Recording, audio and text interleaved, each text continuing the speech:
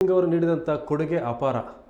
ಅವರ ಆರ್ಥಿಕ ನೀತಿಗಳು ದೇಶದ ದಿಕ್ಕನ್ನೇ ಬದಲಿಸಿವೆ ಅಂತೇಳಿ ಕರ್ನಾಟಕದ ಉಪಮುಖ್ಯಮಂತ್ರಿ ಡಿ.ಕೆ. ಶಿವಕುಮಾರ್ ಅವರು ಸಂತಾಪವನ್ನು ಸೂಚಿಸಿದ್ದಾರೆ.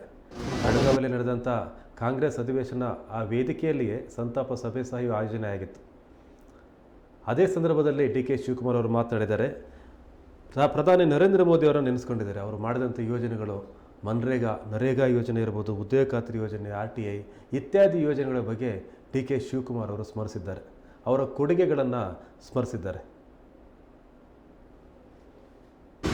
ಒಬ್ಬ ಸರಳತೆ, ಒಂದು ದೊಡ್ಡ ಹೆಸರು, ಒಂದು ಮಾತು ಕೂಡ ಬಹಳ ಮೃದುವಾದಂಥ ಮಾತು, ಯಾವಾಗಲೂ ಕೂಡ ಗಾಂಭೀರ್ಯತೆ, ಪ್ರಾಮಾಣಿಕತೆ, ಆಡಳಿತದಲ್ಲೂ ಕೂಡ ಈ ದೇಶವನ್ನ ಎಲ್ಲ ರಂಗದಲ್ಲೂ ಕೂಡ ಆಂತರಿಕವಾದ ವಿಚಾರ ಇರ್ಬೋದು, ಹೊರಗಡೆ ದೇಶಗಳ ಜೊತೆ ಇರುವಂತಹ ಒಂದು ಸಂಬಂಧ ಇರ್ಬೋದು, ಮತ್ತು ಅವರ ಕಾಲದಲ್ಲಿ ಕೊಟ್ಟಂತ ಅನೇಕ ಕಾಯ್ದೆಗಳು ಇವತ್ತು ನಾವೇನು ಬಡವರಿಗೋಸ್ಕರ ಮನ್ರೇಗಾ ಅಂತ ಏನು ನಾವು ನಮ್ಮ ಹಳ್ಳಿ ಗ್ರಾಮೀಣ ಪ್ರದೇಶದ ಬದುಕಿನಲ್ಲಿ ಉದ್ಯೋಗ ಗ್ಯಾರಂಟಿಯನ್ನ ಸೃಷ್ಟಿ ಮಾಡಿದ್ದೇವೆ.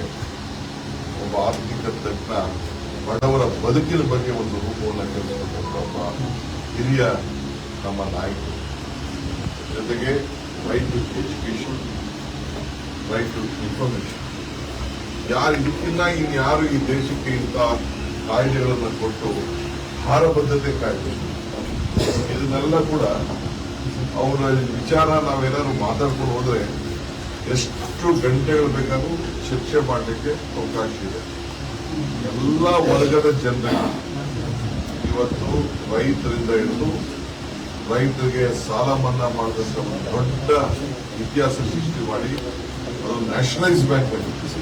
ನಾವು ಬರೀ ಬೇರೆಯವ್ರಿಗೆ ಮಾತ್ರ ನಾವು ಮನ್ನಾ ಮಾಡೋದಲ್ಲ, ರೈತರಿಗೂ ಕೂಡ ನಾವು ಸಹಾಯ ಮಾಡಬೇಕು ಅಂತ ಹೇಳಿ ತೀರ್ಮಾನ ಮಾಡೋದನ್ನ ನಾವು ಯಾರು ಕೂಡ ಮಾಡಲಿಕ್ಕೆ ಸಾಧ್ಯ ಇಲ್ಲ.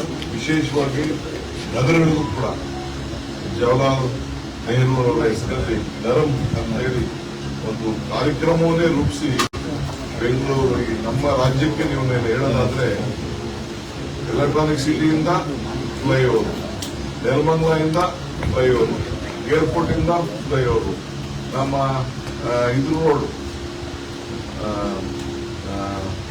ಕೋಲಾರ ರೋಡ್, ಇವೆಲ್ಲ ಕೂಡ ಬೆಂಗಳೂರು ನಗರಕ್ಕೆ ಇಷ್ಟು ನೀವು ಶಕ್ತಿ ಕೊಡ್ತಾ ಇದ್ದೀರಿ, ಇಷ್ಟು ಆರ್ಥಿಕವಾದಂತಹ ಸಹಾಯ ಮಾಡ್ತಾ ಇದ್ದೀರಿ ಬೆಂಗಳೂರು ನಗರಕ್ಕೆ ಅಂತ ಹೇಳಿ ಅತಿ ಹೆಚ್ಚು ಬೆಂಗಳೂರು ನಗರವನ್ನ, ಕರ್ನಾಟಕ ರಾಜ್ಯವನ್ನ ಪ್ರೀತಿ ಮಾಡಿದಂತ ನಮ್ಮ ಪ್ರಧಾನಮಂತ್ರಿಗಳನ್ನ ನಾವು ಮರೆಯಲಿಕ್ಕೆ ಸಾಧ್ಯ ಇಲ್ಲ.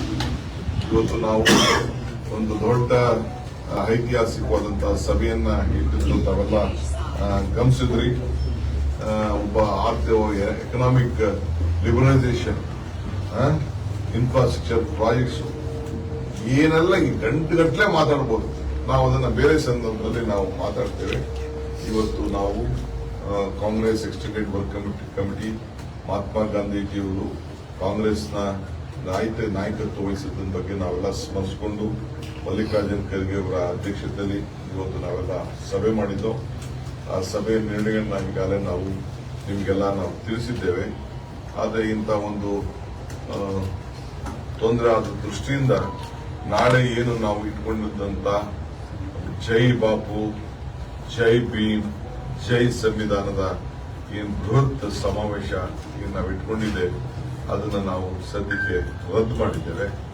ಮುಂದಕ್ಕೆ ಯಾವ ರೀತಿ ಕಾರ್ಯಕ್ರಮ, ಯಾವ ರೀತಿ ಅದನ್ನು ರೂಪಿಸ್ತೇವೆ ಅಂತೇಳಿ ನಾನು ನಮ್ಮ ವರಿಷ್ಠರ ಚರ್ಚೆ ಮಾಡಿ ತಮಗೆಲ್ಲ ನಾನು ತಿಳಿಸ್ತೇನೆ.